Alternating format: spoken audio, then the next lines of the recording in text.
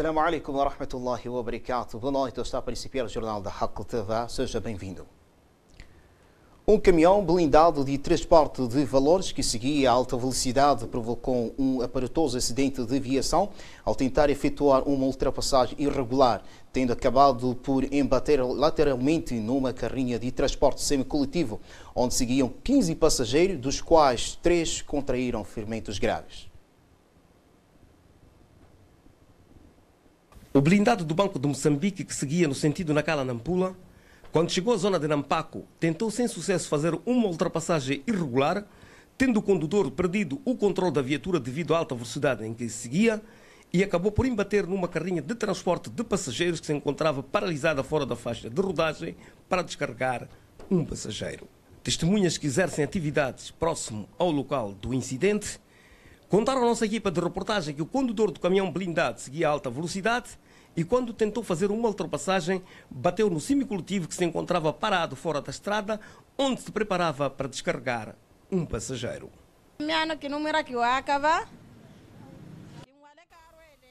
Logo após a minha chegada, vi o carro de dinheiro saindo de Nacala e outro transporte semicoletivo vindo da Resta. Por sua vez, o transporte semicoletivo parou, começou a transportar os seus passageiros e o carro que transportava valores vinha a uma alta velocidade, onde deu uma ultrapassagem irregular, por sua vez embateu no transporte semicoletivo.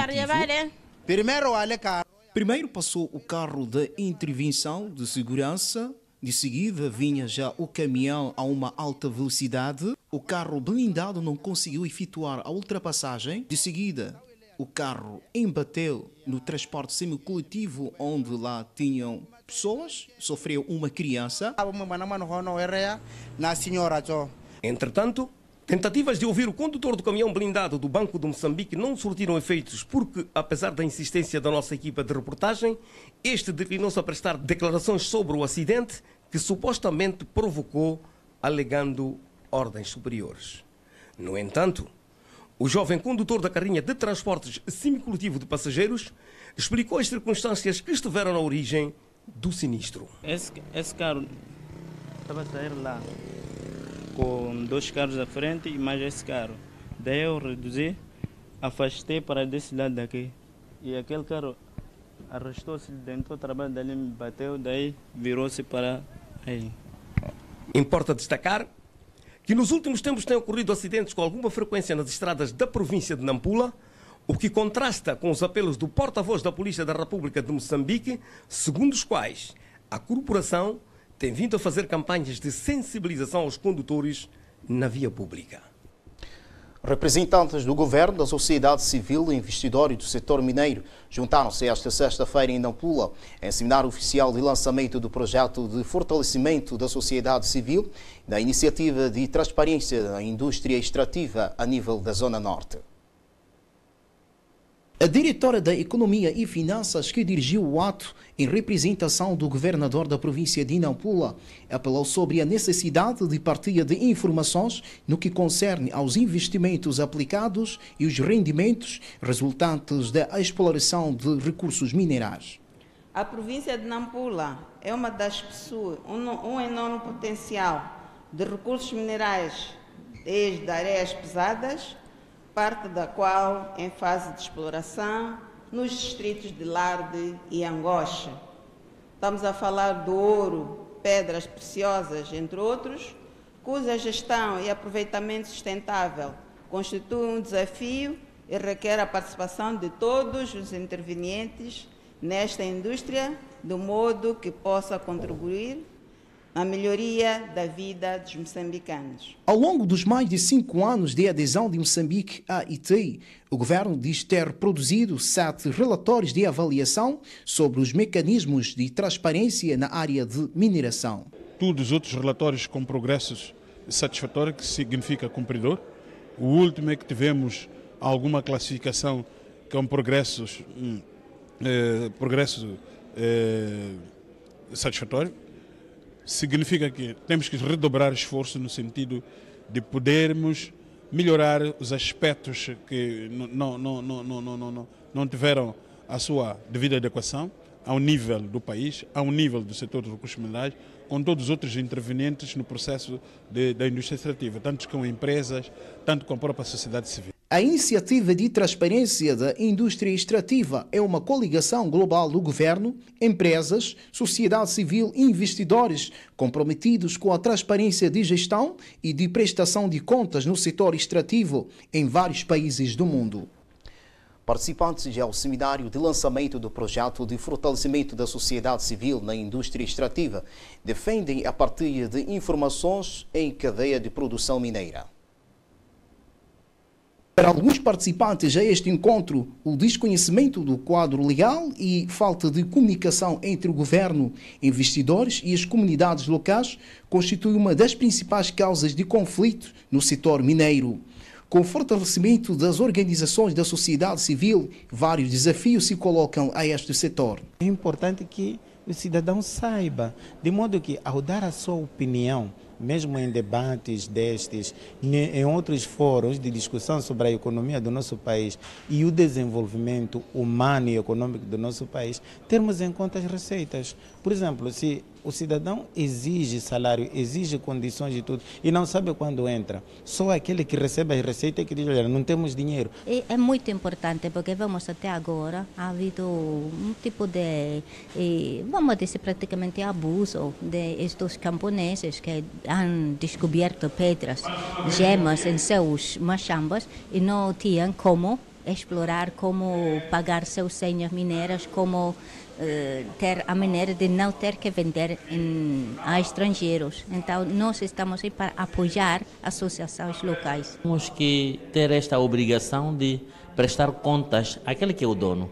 Neste caso específico, o homem foi entregue por Deus, temos que prestar contas a Deus, mas nós como homens encontramos formas de governação local. Então temos os nossos governos locais, também os nossos governos locais têm responsabilidade sobre nós, tá? Tem que prestar contas ao cidadão comum e o cidadão comum para Deus. É esta a lógica.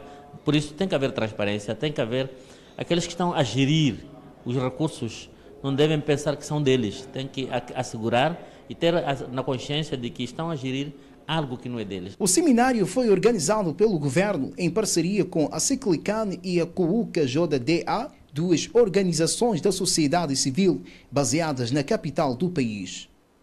A cidade de Nampula foi palco esta sexta-feira de um seminário nacional sobre saúde e segurança no trabalho, que contou com a presença da Ministra do Trabalho, Emprego e Segurança Social, representantes de todas as províncias, parceiros de cooperação e vários convidados. A conferência acontece em homenagem a 78 trabalhadores que perderam a vida na sequência de uma explosão numa mina do estado da Virgínia, Estados Unidos da América, o que levou a Organização Internacional do Trabalho a instituir em 2003 a data de 28 de abril como sendo o Dia Mundial de Saúde Ocupacional, com o propósito de chamar a atenção para a necessidade de observância das condições de trabalho. Intervindo na ocasião, a Ministra do Trabalho, Emprego e Segurança Social destacou os acidentes de trabalho que ocorrem no país e no mundo, que com maior empenho e dedicação de todos poderiam ser evitados, salvando a vida de milhões de pessoas. Esta Conferência Nacional, que se realiza sob o lema Promovendo a Higiene, Segurança e Saúde no Trabalho, e que é replicada em todas as províncias hoje, com exceção da província de Maputo, e creio que é a província de Manica, se não estou em erro, acontece num momento em que o drama de acidentes de trabalho e de doenças ocupacionais no mundo vai crescendo, pois, segundo dados da Organização Internacional do Trabalho, a cada 5 minutos e meio morre uma pessoa na sequência de um acidente do trabalho ou de uma doença ocupacional ou profissional.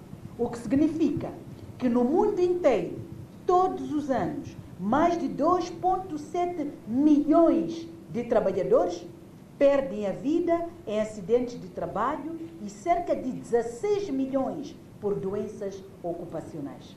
Num outro desenvolvimento, Vitória Diogo referiu-se largamente do lançamento oficial da brochura contendo a lista de trabalhos considerados pesados e perigosos para as crianças. Não é por acaso, porque o nosso plano de ação de combate às piores formas de trabalho infantil, a nossa ação governativa, a nossa política de emprego, advoga que não é mau que a criança trabalhe, mas a criança deve trabalhar tendo em conta que ela é criança e tendo em conta que qualquer tarefa, que qualquer atividade em que a criança seja envolvida é para que ela possa crescer sã, que ela possa crescer de uma forma holística e que ela nunca deve deixar de passar verdadeiramente por essa infância. A Conferência Nacional sobre Segurança e Saúde no Trabalho, que teve réplicas em todas as capitais provinciais,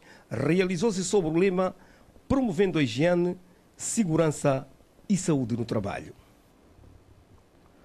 Adorar a Deus até a morte no Cheque foi a deixa do Sheikh Yusuf Salamani, uma palestra preferida hoje na Mesquita Fátima. Diz Allah subhanahu wa ta'ala aos seus servos para que adorem Allah subhanahu wa ta'ala até que saiam neste dunya, até que a morte separa desta pessoa. Aonde é que pretendemos chegar? Estamos para recordar aos prezados irmãos que os anos de Allah subhanahu wa ta'ala, os meses de Allah subhanahu wa ta'ala, os dias e noites de Allah subhanahu wa ta'ala, em conformidade com este ayah, diz Allah subhanahu wa ta'ala, temos que adorar Allah subhanahu wa ta'ala. Não há interrupção, não há intervalo, não existe nenhum dia em que o ser humano muçulmano vai dizer que não, hoje não vou adorar Allah subhanahu wa ta'ala. Esta foi a deixa. Convidamos a acompanhar esta palestra na íntegra logo após ao Jornal da Haqq TV. Acompanhe a nossa restante programação. Boa noite, fique bem. Não sei desse lado, somos a Haqq TV. Poderá assistir os nossos blocos, as nossas notas que temos para si, palestra entre mais outros programas. Basta acessar o YouTube, escreva Haqq Televisão, Haqq TV. Poderá e terá acesso de assistir tudo o que nós difundimos. Assalamu alaikum.